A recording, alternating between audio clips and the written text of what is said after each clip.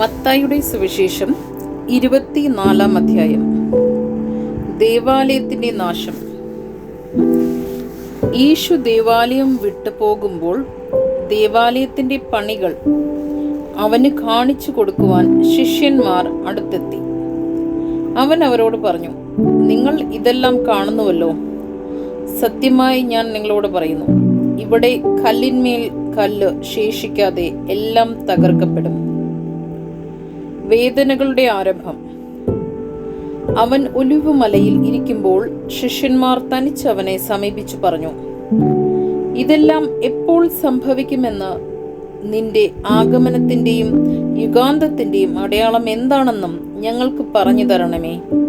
യേശു പറഞ്ഞു, ആരും നിങ്ങളെ വഴിതെറ്റിക്കാതിരിക്കാൻ സൂക്ഷിച്ചുകൊള്ളുവിൻ. പലരും എൻ്റെ നാമത്തിൽ വന്ന് ഞാൻ ക്രിസ്തുവാണെന്ന് പറയുകയും അനേകരെ വഴിതെറ്റിക്കുകയും ചെയ്യും. നിങ്ങൾ യുദ്ധങ്ങളെപ്പറ്റി കേൾക്കും, അവയെപ്പറ്റിയുള്ള കിംവദന്തികളും. എന്നാൽ നിങ്ങൾ അസ്വസ്ഥരാകരുത്, കാരണം ഇതെല്ലാം സംഭവിക്കേണ്ടതാണ്, എന്നാൽ ഇനിയും അവസാനമായിട്ടില്ല. ജനം ജനത്തിനെതിരായും രാജ്യം രാജ്യത്തിനെതിരായും ഉണർന്നെഴുന്നേൽക്കും. ക്ഷാമങ്ങളും ഭൂകമ്പങ്ങളും പല സ്ഥലങ്ങളിലും ഉണ്ടാകും. ഇതെല്ലാം ഈറ്റുനോവിന്റെ ആരംഭം മാത്രമാണ്.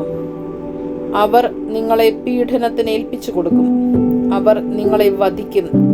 എൻ്റെ നാമം നിമിത്തം സർവ്വജനങ്ങളും നിങ്ങളെ ദ്വേഷിക്കും. അനേകർ വിശ്വാസം ഉപേക്ഷിക്കുകയും പരസ്പരം ഒറ്റിക്കൊടുക്കുകയും ദ്വേഷിക്കുകയും ചെയ്യും. നിരവധി വ്യാജ പ്രവാചകന്മാർ പ്രത്യക്ഷപ്പെട്ട് അനേകരെ വഴിതെറ്റിക്കും. അധർമ്മം വർദ്ധിക്കുന്നതിനാൽ പലരുടെയും സ്നേഹം തണുത്തുപോകും. എന്നാൽ അവസാനം വരെ സഹിച്ചു നിൽക്കുന്നവൻ രക്ഷിക്കപ്പെടും. എല്ലാ ജനതകളുടെയും സാക്ഷ്യത്തിനായി രാജ്യത്തിന്റെ ഈ സുവിശേഷം ലോകമെങ്ങും പ്രസംഗിക്കപ്പെടും. അതിനുശേഷം അന്ത്യം ആഗതമാകും. ഭീകര ദുരിതങ്ങൾ. ദാനിയേൽ പ്രവാചകൻ പ്രവചിച്ച വിനാശത്തിന്റെ അശുദ്ധ ലക്ഷണം വിശുദ്ധ സ്ഥലത്ത് നിൽക്കുന്നത് കാണുമ്പോൾ വായിക്കുന്നവൻ ഗ്രഹിക്കട്ടെ. യൂദയായിലുള്ളവർ പർവ്വതങ്ങളിലേക്ക് പലായനം ചെയ്യട്ടെ. പുരമുകളിലായിരിക്കുന്നവൻ വീട്ടിൽ നിന്ന് എന്തെങ്കിലും എടുക്കാൻ താഴേക്ക് ഇറങ്ങാതിരിക്കട്ടെ. വയലിലായിരിക്കുന്നവൻ മേലങ്കി എടുക്കാൻ പിന്തിരിയരുത്. ആ ദിവസങ്ങളിൽ ഗർഭിണികൾക്കും മുലയൂട്ടുന്നവർക്കും ദുരിതം. നിങ്ങളുടെ പലായനം ശീതകാലത്തോ സാപത്തിലോ ആകാതിരിക്കാൻ പ്രാർത്ഥിക്കുവിൻ. എന്നാൽ ലോകാരംഭം മുതൽ ഇന്ന് വരെ ഉണ്ടായിട്ടില്ലാത്ത, ഇനി ഉണ്ടാകാൻ ഇടയില്ലാത്ത ഉഗ്രപീഡനം അന്നുണ്ടാകും. ആ ദിവസങ്ങൾ പരിമിതപ്പെടുത്തി ഇല്ലാതിരുന്നെങ്കിൽ ഒരുവനും രക്ഷപ്പെടുകയില്ലായിരുന്നു. എന്നാൽ തെരഞ്ഞെടുക്കപ്പെട്ടവരെ പ്രതി ആ ദിവസങ്ങൾ പരിമിതപ്പെടുത്തും. ഇതാ ക്രിസ്തു ഇവിടെ അല്ലെങ്കിൽ അവിടെ എന്ന് ആരെങ്കിലും പറഞ്ഞാൽ നിങ്ങൾ വിശ്വസിക്കരുത്. കാരണം കള്ളക്രിസ്തുമാരും വ്യാജ പ്രവാചകന്മാരും പ്രത്യക്ഷപ്പെടുകയും സാധ്യമെങ്കിൽ തിരഞ്ഞെടുക്കപ്പെട്ടവരെ പോലും വഴിതെറ്റിക്കത്ത വിധം വലിയ അടയാളങ്ങളും അത്ഭുതങ്ങളും കാണിക്കുകയും ചെയ്യുന്നു. ഇതാ ഞാൻ മുൻകൂട്ടി നിങ്ങളോട് പറഞ്ഞിരിക്കുന്നു. അതുകൊണ്ട് അവൻ മരുഭൂമിയിലുണ്ടെന്ന് അവർ പറഞ്ഞാൽ നിങ്ങൾ പുറപ്പെടരുത്. അവൻ മുറിക്കുള്ളിൽ ഉണ്ടെന്ന് പറഞ്ഞാലും നിങ്ങൾ വിശ്വസിക്കരുത്. കിഴക്ക് നിന്ന് പടിഞ്ഞാറോട്ട് പായുന്ന മിന്നൽ പിണർപ്പ് പോലെയായിരിക്കും മനുഷ്യപുത്രന്റെ ആഗമനം. ശവമുള്ളിടത്തെ കഴുകന്മാർ വന്നുകൂടും. മനുഷ്യപുത്രന്റെ ആഗമനം. അക്കാലത്തെ പീഡനങ്ങൾക്ക് ശേഷം പൊടുന്നനെ സൂര്യൻ ഇരുണ്ടുപോകും. ചന്ദ്രൻ പ്രകാശം തരുകയില്ല. നക്ഷത്രങ്ങൾ ആകാശത്തിൽ നിന്ന് നിപതിക്കും. ആകാശശക്തികൾ ഇളകുകയും ചെയ്യും. അപ്പോൾ ആകാശത്തിൽ മനുഷ്യപുത്രന്റെ അടയാളം പ്രത്യക്ഷപ്പെടും. ഭൂമിയിലെ സർവ്വഗോത്രങ്ങളും വിലപിക്കുകയും മനുഷ്യപുത്രൻ വാനമേഘങ്ങളിൽ ശക്തിയോടും മഹത്വത്തോടും കൂടെ വരുന്നത് കാണുകയും ചെയ്യും. വലിയ കാഹളധ്വനിയോടുകൂടെ തന്റെ ദൂതന്മാർ അവൻ അയക്കും. അവർ ആകാശത്തിന്റെ ഒരറ്റം മുതൽ മറ്റേ അറ്റം വരെ 4 ദിക്കുകളിൽ നിന്ന് അവന്റെ തിരഞ്ഞെടുക്കപ്പെട്ടവരെ ഒരുമിച്ച് കൂട്ടും. അത്തിമരത്തിൽ നിന്ന് പഠിക്കുവിൻ. അതിന്റെ കൊമ്പുകൾ ഇളതാവുകയും തളർക്കുകയും ചെയ്യുമ്പോൾ വേനൽക്കാലം അടുത്തിരിക്കുന്നുവെന്ന് നിങ്ങൾ മനസ്സിലാക്കുന്നു.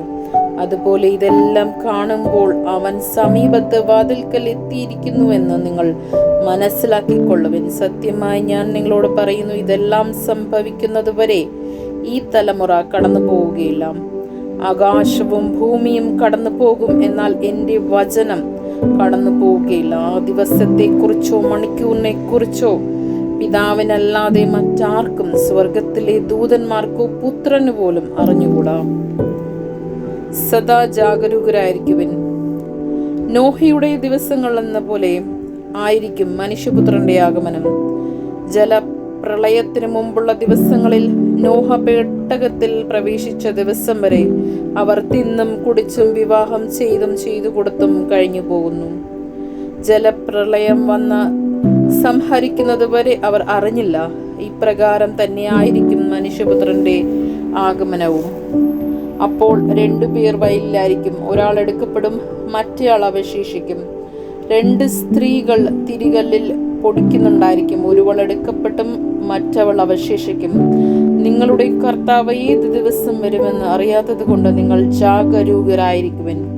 കള്ളൻ രാത്രിയിൽ ഏത് സമയത്താണ് വരുന്നതെന്ന് ഗൃഹനാഥൻ അറിഞ്ഞിരുന്നെങ്കിൽ അവൻ ഉണർന്നിരിക്കുകയും തൻ്റെ ഭവനം കവർച്ച ചെയ്യാൻ ഇടകൊടുക്കാതിരിക്കുകയും ചെയ്യുമായിരുന്നുവെന്ന് നിങ്ങൾ അറിയുന്നു. അതിനാൽ നിങ്ങളും തയ്യാറായിരിക്കണം. നിങ്ങൾ പ്രതീക്ഷിക്കാത്ത മണിക്കൂറിലായിരിക്കും മനുഷ്യപുത്രൻ വരുന്നത്. തൻ്റെ ഭവനത്തിലുള്ളവർക്ക് കൃത്യസമയത്ത് ഭക്ഷണം കൊടുക്കാൻ യജമാനൻ നിയോഗിച്ച വിശ്വസ്തനും വേഗിയുമായ ഭൃത്യൻ ആരാണ്? യജമാനൻ വരുമ്പോൾ അപ്രകാരം ചെയ്യുന്നതായി കാണപ്പെടുന്ന ഭൃത്യൻ ഭാഗ്യവാൻ. സത്യമായി ഞാൻ നിങ്ങളോട് പറയുന്നു, യജമാനൻ അവനെ തൻ്റെ വസ്തുക്കളുടെ എല്ലാം മേൽനോട്ടക്കാരനായി നിയമിക്കും. എന്നാൽ ദുഷ്ടനായ ഭൃത്യൻ, എൻ്റെ യജമാനൻ താമസിച്ചേ വരുവെന്ന് പറഞ്ഞ് തൻ്റെ സഹഭൃത്യന്മാരെ മർദ്ദിക്കാനും മദ്യപന്മാരുടെ കൂടെ ഭക്ഷിക്കാനും പാനം ചെയ്യുവാനും തുടങ്ങിയാൽ പ്രതീക്ഷിക്കാത്ത ദിവസത്തിലും അറിയാത്ത മണിക്കൂറിലും യജമാനൻ വന്ന് അവനെ ശിക്ഷിക്കുകയും കപടനാട്യക്കാരുടെ കൂട്ടത്തിൽ തള്ളുകയും ചെയ്യും. അവിടെ വിലാപവും പല്ലുകടിയുമായി.